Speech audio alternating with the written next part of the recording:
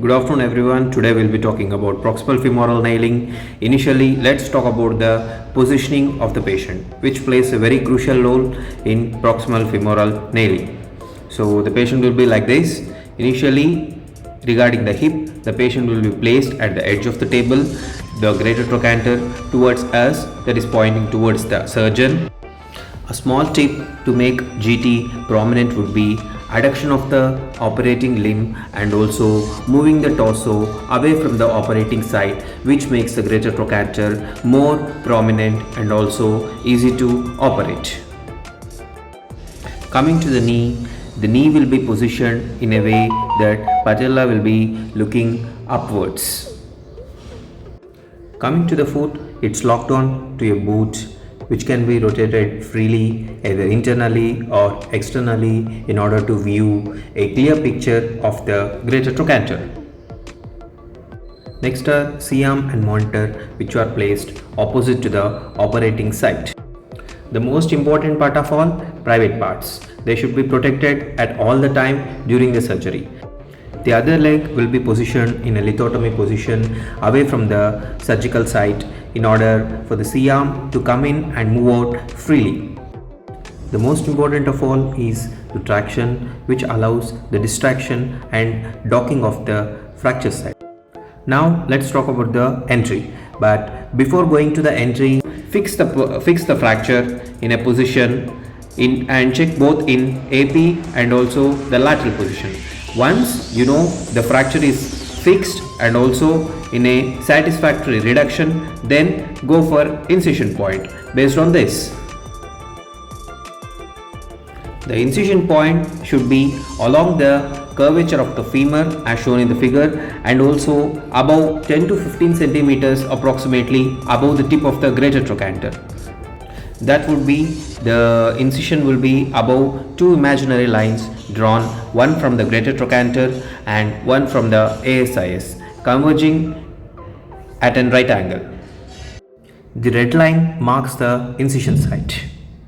The entry point should be just medial to the tip of the greater trochanter, approximately lining at the level of the piriformis fossa. When looked in the C-arm, it looks like this, as if we are already inside the bone, and in the lateral surface we can see it can be on dead center or it can also be at the junction of posterior 1/3 and anterior 2/3.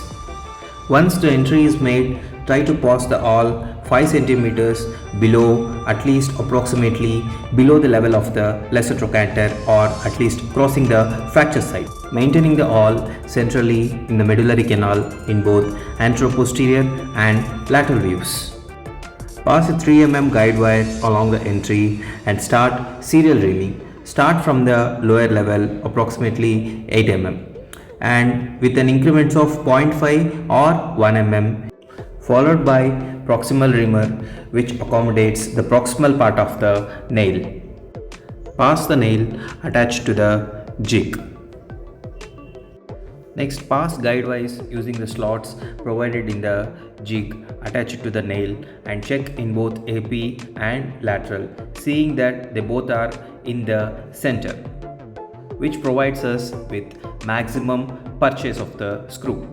Use a 6 mm reamer for the proximal screw and 6 and 8 mm reamers for the distal screw. Once the reaming is done, pause the proximal screw, which is the derotation screw or the hip pin, which maintains the rotation of the fracture fragments, followed by the femoral neck screw, that is the biggest screw, which holds the fracture in position. Tightening the screws alternatively, that is proximally and distal screws, by reducing the traction reduces the fracture fragments. Once the fracture is reduced, look at the tip apex distance, which should be approximately 10 mm. Tip apex distance suggests the chance of cutout. So if it is less than 25 mm, it is safe. More than 25 mm suggests that the screws are not in correct position and there is a high chance for cut through.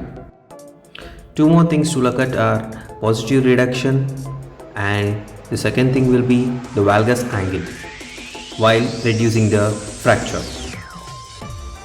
Let's wrap up with revising the measurements of the short PFN. The proximal part of the PFN measures about 17 mm and the derotation or hip pin is 6.5 mm and the femoral neck screw is 11 mm.